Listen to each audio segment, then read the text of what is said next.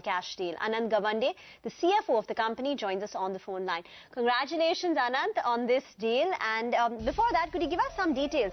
What's the consideration that you're paying for this 49.5% stake? Good morning, Rima, and very happy Vijayadashmi to all your viewers and to you. Yeah, it was actually a deal which was in the pipeline for some time, and this is the biggest gym chain in Sri Lanka. Our gym is actually owned by one guy, Mr. Talavu, who is like a veteran and probably the founder of gymming business in Sri Lanka. So he has, in direct and indirect ways, about 12 gyms under him. They wish to expand to about 50 gyms, which is where we come in the next 24 months. And we are extremely proud of the fact that now besides India, Talwalkars will be the biggest gym chain not only in India, but also in Sri Lanka.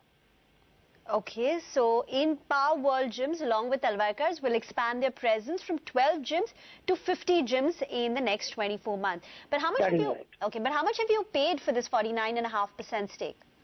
Rima, presently, as I said, because there are a lot of statutory and other compliances, being a cross-border deal, which need to be complied with, I would not like to get into the consideration, but I can give you two kinds of parameters. One is their EBITDA margins are between 39 and 41%, very much in line with what Talwalkar does as their margins. They're exceedingly good margins which they get. Two is they have got almost 850 to 900 customers per gym, which again, if you know Talwalkar well, it has about 920 to 940 customers per gym. And they're very, very well kept, nicely done up gyms. So we do not have to spend anything much on the existing gym capex, and they are already identified how they will go from the existing 11 or 12 to about 50 gyms over the next 2 years. So they know exactly what they want about it. Okay. I think our brand and thinking will accompany their hard work in Sri Lanka. Okay. You had raised about 107 crore in June via QIP. Will you be using that money for this particular deal, even though you can't tell us the acquisition price? That is absolutely right. We will be using... No need to raise more money? No, absolutely no need actually, because the whole idea of the QIP and the fundraising exercise was to fund acquisition, which, if you remember, I had stated post the QIP on your channel, as well as to put into David Lloyd and into weight loss. We believe that we will continuously now scout aggressively for acquisitions in India, hopefully, and some out of India, like these opportunities. It is important to understand why did we choose Sri Lanka, if I may get a minute on this.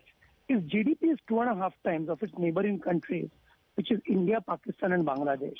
And hence, the per capita income and the purchasing power parity is significantly more than India or any country around it. We feel that Sri Lanka is going to be a huge market for us, and eventually this could add almost 12 to 15% of our bottom line over the next 18 to 24 months.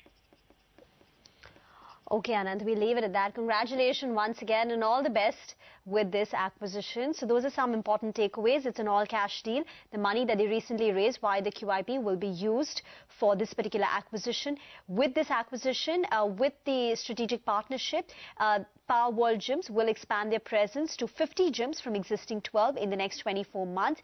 Their EBITDA stands at 39 to 40%. And for Talwalkars itself, Sri Lanka could now contribute about 12 to 15% to its bottom line in the next, I think, 12 months or something. That's what the management told us. With that, it's a wrap on this show. Thanks so much for watching Trading Hour.